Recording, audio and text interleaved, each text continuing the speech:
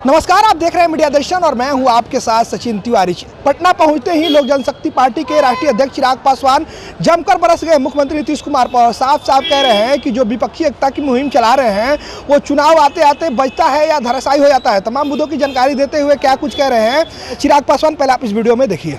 इससे पहले हम लोगों ने देखा कि सिर्फ तस्वीरें खिंचाने के लिए सब साथ आते थे, पर इस बार जो बार बार इन लोगों की बैठक हो रही है, पर ये आने वाला समय ही बताएगा कि इन बैठकों का कोई निष्कर्ष निकलता है कि नहीं निकलता है।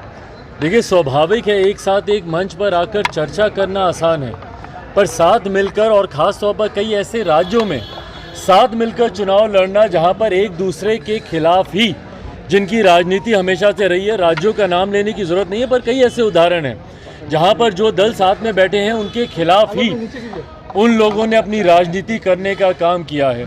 तो ऐसे में चुनाव में जब ये लोग जाएंगे तब तक क्या ये विपक्षी एकता बरकरार रहेगी? इस विपक्ष का नेतृत्व कौन करेगा? क्या उस पर सबकी सहमति बनेगी? पिछले दिनों भी जब ये लोग बिहार भी आए थे तो उस वक्त भी कुछ मतभेद कुछ दलों के बीच देखने को मिले थे, बट बहरहाल ये आने वाला समय ही बताएगा कि ये विपक्षी एकता इस तरीके से बरकरार रह पाती है या चुनाव आते आते तक धराशायी होती है। सिविल कोड के आम आदमी पार्टी ने समर्थन किया है, वहीं विपक्षी समाज जो है इस पे बीजेपी प्रधानमंत्री मोदी ने इसको इम्प्लीमेंट करने की बात कही है। आरजेडी और जेडीयू इसका विरोध कर रही है। आपकी पार्टी का क्या स्टैंड है इस पे?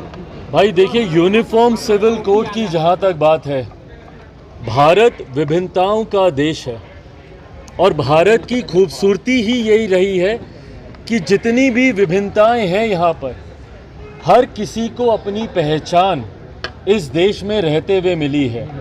ऐसे में जब यूनिफॉर्म सिविल कोड की बात आती है, जब तक इसका ड्राफ्ट सामने नहीं आता, ये लॉ कमीशन की पहली जिम्मेदारी बनती है कि भाई इसका ड्राफ्ट तो दें, जहाँ पर अलग अलग धर्म हैं, अलग अलग समुदाय हैं, अलग अलग नियम कायदे कानून परंपराएं हैं।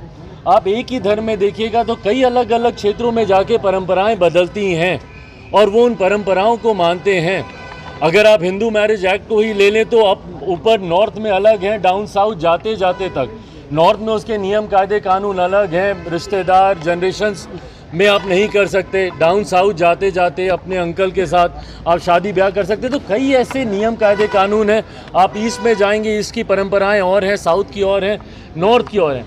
तो ऐसे में जब यूनिफॉर्म सिविल कोड की बात आती है तो वो क्या ड्राफ्ट है, जब तक लॉ कमीशन उस ड्राफ्ट को आपके सामने नहीं रखता, मुझे नहीं लगता कि इस पर किसी का भी कोई भी टिप्पणी करना उचित है। एक बार वो ड्राफ्ट आएगा, उस ड्राफ्ट को मेरी पार्टी पूरी गंभीरता से हम लोग उसका अध्ययन करेंगे और उसके बाद ही उस पर अपनी टिप्पणी देना उचित है। 3 जुलाई को और पार्टी मीटिंग बुलाई गई है इस मामले पे। 3 जुलाई को और पार्टी मीटिंग है। समाज की तरफ एनडीए की तरफ चले गए, अब तक आपका स्टैंड क्लियर नहीं हो पाया है। अरे प्रभु, ये कोई चर्चा का विषय थोड़ी है कि मैं किसके साथ जा रहा हूँ नहीं जा रहा हूँ। मैंने बार बार इस बात को कहा, सही समय आने पर, आज चुनाव तो नहीं है ना भाई, ना ही कल चुनाव आ रहे हैं, ना ही कोई चुनाव की अधिसूचना अभी आई है, अभी समय है। और मैं निरंतरता में एक ही बात को मैं कहता रहा हूँ कि जब चुनाव सामने आएंगे, गठबंधन किसके साथ होगा, यकीनन लोक जनशक्ति पार्टी रामविलास अगला चुनाव गठबंधन के तहत लड़ेगी, पर वो किसके साथ गठबंधन होगा वो सही समय आने पर ही फैसला लिया जाएगा। अमित शाह ने नीतीश कुमार को लेकर कहा कि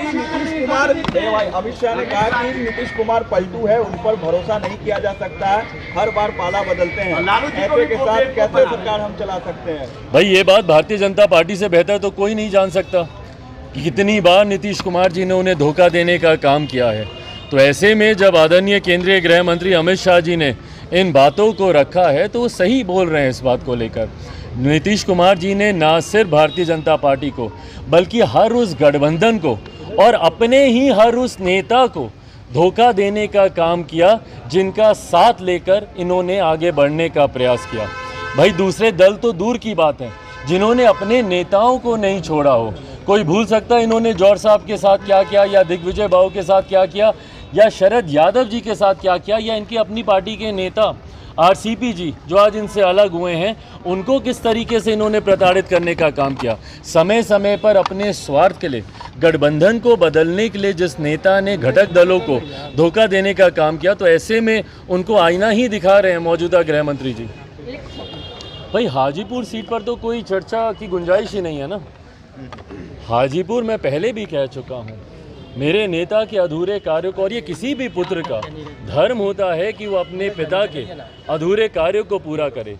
ऐसे में जब आज मेरे पिता इस दुनिया में नहीं है तो हाजीपुर की एक बड़ी जिम्मेदारी है जो कि पुत्र होने के नाते मुझे निभानी है। अभी आपने सुना राष्ट्रीय लोक जनशक्ति पार्टी के राष्ट्रीय अध्यक्ष चिराग पासवान ने क्या कुछ कहा। उन्होंने कहा कि विपक्षी एकता की मुहिम है वो चुनाव आते आते रहती है या धराशायी मिल जाती है। वहीं साथ उन्होंने अपने पिता के संसदीय क्षेत्र यानी हाजीपुर को लेकर कहा है कि एक पिता का सपना होता है जो पुत्र को निभाना होता है और एक पिता के सपना को साकार करना पुत्र को जिम्मेदारी होता है और हाजीपुर से चुनाव लड़ेंगे और पिता के सपना को साकार करेंगे। धन्यवाद। इस तमाम खबरों को जुड़े रहे हमारे साथ। प्लीज़ हमारे चैनल को लाइक सब्सक्राइब एंड शेयर जरूर करें।